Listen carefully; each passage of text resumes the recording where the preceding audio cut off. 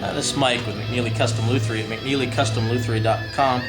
Today I want to demonstrate the rotary planer, otherwise known as a safety planer or a drill press planer.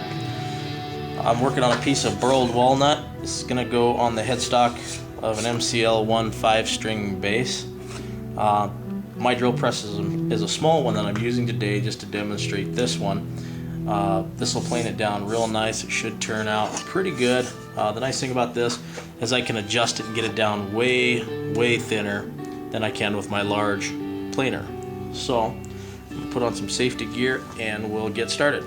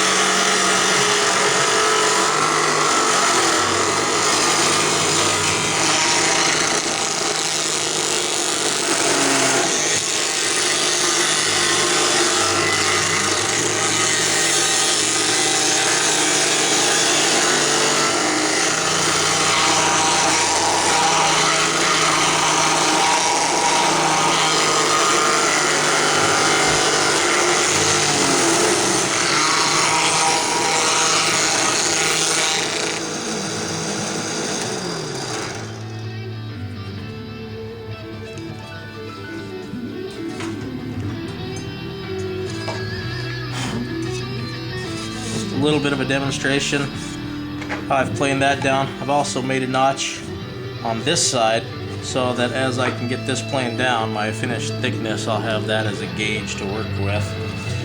This should look pretty good. I don't know if it will show well on the camera.